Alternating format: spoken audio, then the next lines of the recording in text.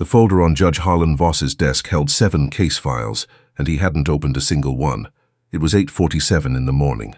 His clerk, Patricia, had already brought coffee and left without a word. She'd worked with him long enough to know that Tuesday mornings before a sentencing docket were not mornings for conversation. Harlan sat in his leather chair, reading glasses pushed up on his forehead, staring at the wall where his Georgetown law degree hung slightly crooked. He'd been meaning to straighten it for 3 years. The knock on his chamber door was soft. Hesitant. "Come in," he said, reaching for the coffee. The door opened and Patricia stepped in, but her expression was wrong, not the neutral competence he was used to. She looked uncertain. "Judge Voss," she said, "there's someone here to see you. It's about the Whitfield matter." The Whitfield matter. He set the coffee down. Donna Whitfield had been his court-appointed mediator for 11 years. Steady, precise, the kind of woman who filed everything in triplicate and never missed a deadline. She was scheduled to present findings in a civil custody case at 10 o'clock, a complicated one involving a family business, 3 siblings, and enough bitterness to fill a courtroom twice over. "Send her in," he said. Patricia hesitated.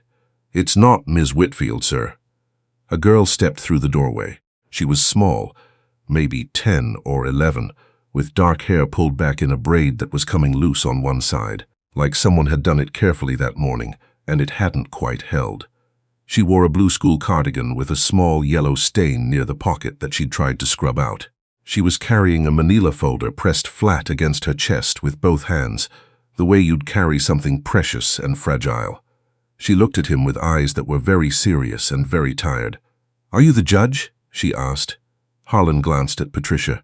Patricia gave him a look that said, "I genuinely do not know what to do here." "I am," he said carefully.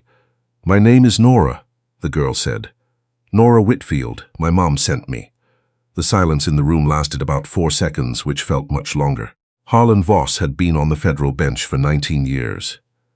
He had heard things in that courtroom that would rearrange a lesser person's understanding of humanity.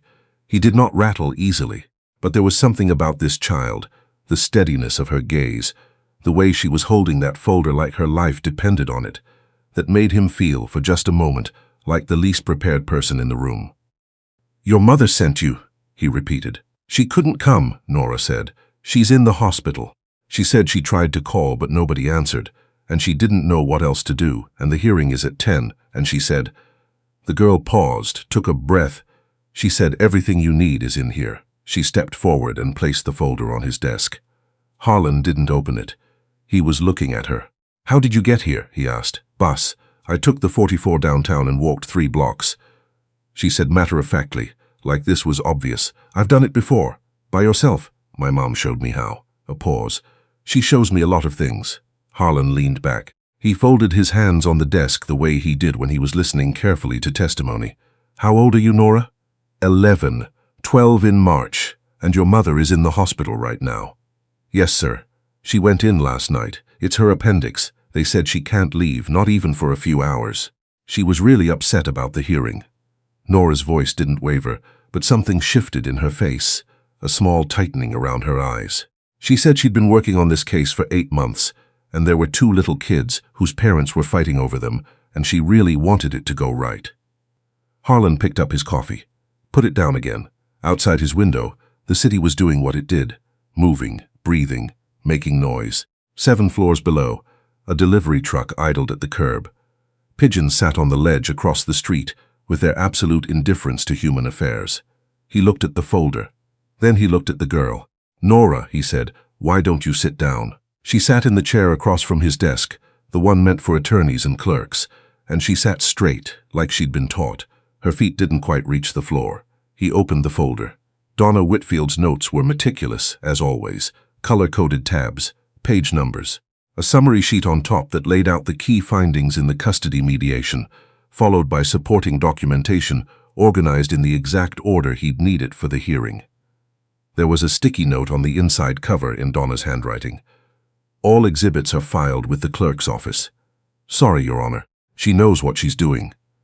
Harlan stared at that last sentence. He looked up at the girl. "Did you read this?" Nora hesitated. "Some of it. She was explaining things to me while she was packing it, in the car to the hospital." She folded her hands in her lap. She was still working on it in the car. Dad was driving and she was using a clipboard. "Your father?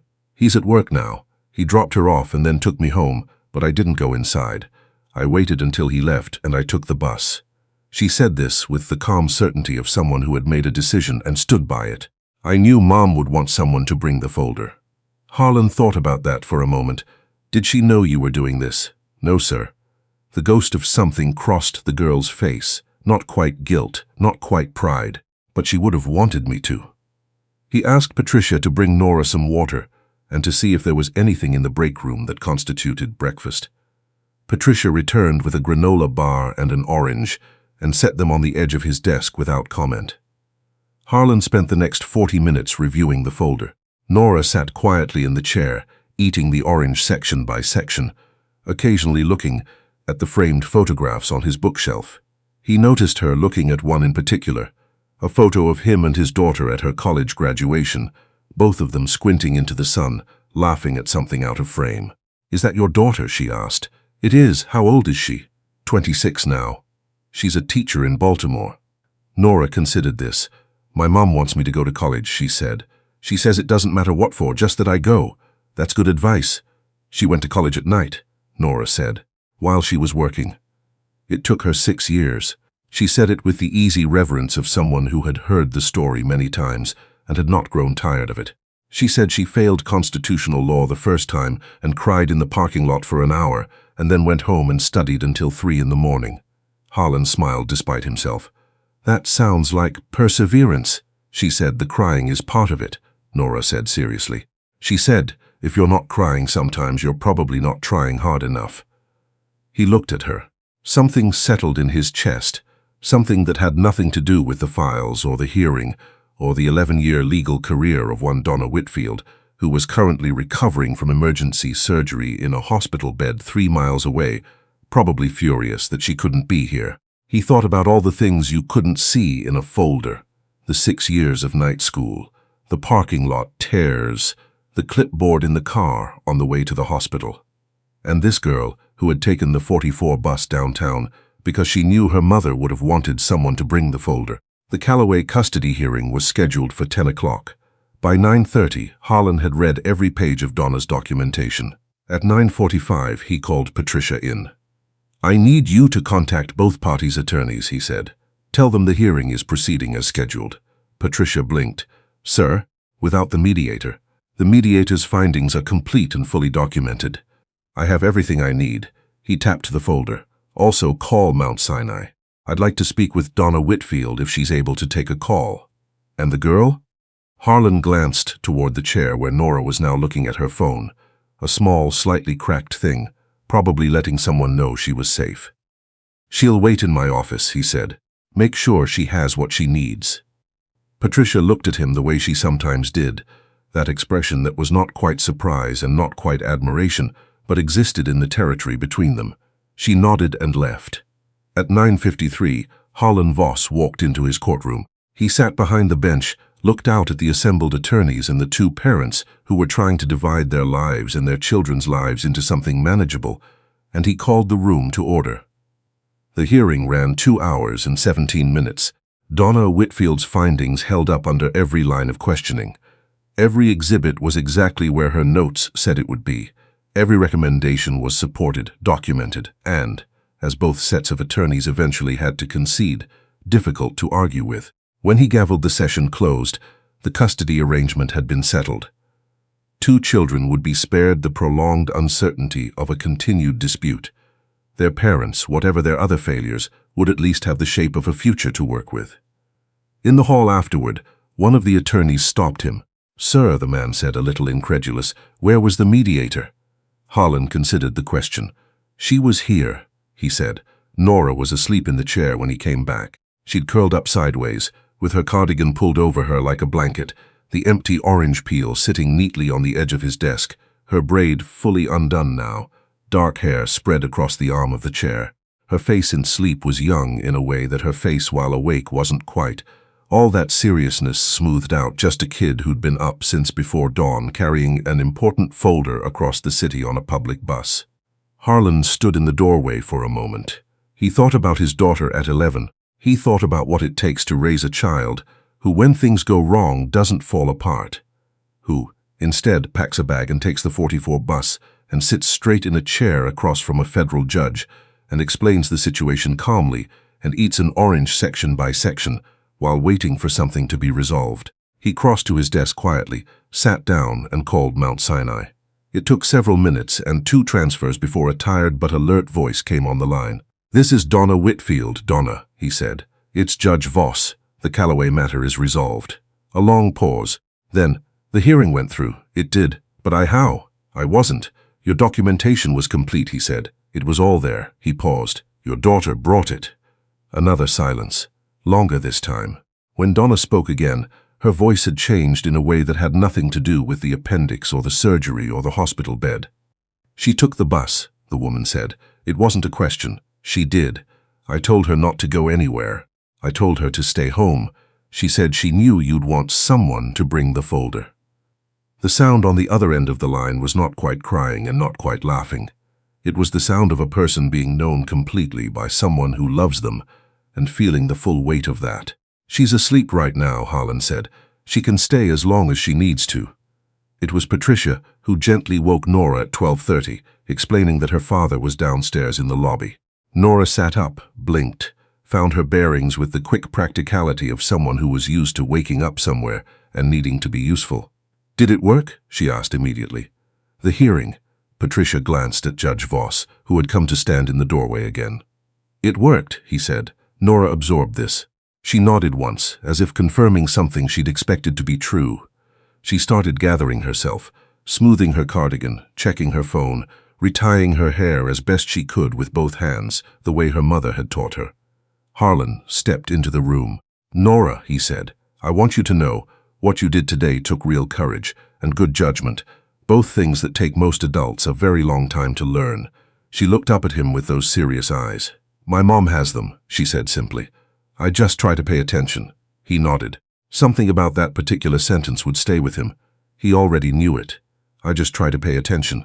The entire practice of law, of justice, of being any kind of decent human being, distilled to 6 words by an 11-year-old with orange peel on his desk. "Tell your mother," he said, "that her work on the Callaway case was exemplary. Tell her I said so. I will." She paused at the door and turned back. "Is it okay that I came?" He looked at her for a moment. "Yes," he said. "It is." She found her father in the lobby, standing by the security desk, with his coat still on and his face arranged in the specific expression of someone who has been very worried and is now mostly relieved, but hasn't fully let go of the worried part yet. His name was Pete. Broad-shouldered, soft-spoken, the kind of man who fixed things and showed up on time and didn't have a lot of extra words for things, but meant every one of them. He'd spent the morning on a job site in Queens, convinced he was going to get a call telling him something terrible had happened, because his daughter had apparently vanished while he was at work and his wife was in surgery, and the universe had decided that Tuesday should be that kind of day. When he saw Nora walk across the lobby, something in his face came apart and reassembled. "Nora Mae Whitfield," he said. "I know," she said. "Your mother is going to." "I know," she said again. He crouched down and pulled her into a hug that lasted longer than most, and she let him, standing there in the marble lobby of the federal courthouse with her undone braid and her granola bar wrapper in her pocket. "Did it help?" he asked, his voice quieter now, just for her. "Judge Voss said the hearing worked. He said Mom's work was exemplary." She said the word carefully, like she'd memorized it on the way down in the elevator. Pete pulled back and looked at her. He was a man who didn't cry often, and he was not crying now, but it was a near thing. "Your mother's going to want to see you," he said. "I know. Can we go now?" Mount Sinai was 20 minutes in traffic. Donna Whitfield was in a room on the 5th floor, propped up on pillows, her laptop open, because of course it was. Of course she had somehow gotten Patricia to email her the case outcome summary while recovering from surgery, because she was Donna Whitfield, and there was no version of events in which she would simply rest. When Nora walked through the door, Donna closed the laptop. They looked at each other for a moment. Then Nora walked to the bed, and her mother put both arms around her, and the folder, and the bus ride, and the orange, and the 6 years of night school, and every parking lot where anyone had ever cried, and then gone back inside. All of it was present in that room. layered into the specific silence of two people who know each other completely. "Judge Voss said your work was exemplary," Nora said into her mother's shoulder. "He said to tell you." Donna laughed, a short, exhausted, helpless sound. She held her daughter tighter. "You scared me," she said. "I know. You should have called. I know. But the folder, I knew you'd want someone to bring it." Donna Whitfield, who had failed constitutional law on the first attempt and cried in a parking lot and then went home and studied until 3 in the morning, who had worked on a custody mediation for 8 months because 2 children deserved better than what they'd been handed, who had taken the clipboard into the car on the way to the hospital because some things you don't put down even when you probably should.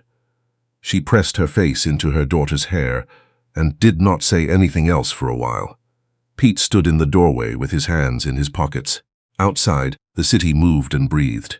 7 floors below them, and 3 miles north, a courtroom had already been reset for the afternoon docket. A judge was eating a sandwich at his desk and thinking about a sentence he intended to remember. "I just try to pay attention."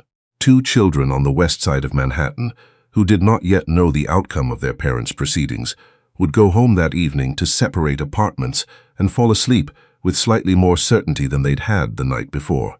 Not everything they'd lost, not everything they'd wished for, but something real, something settled. Nora finally sat back. She looked at her mother's face.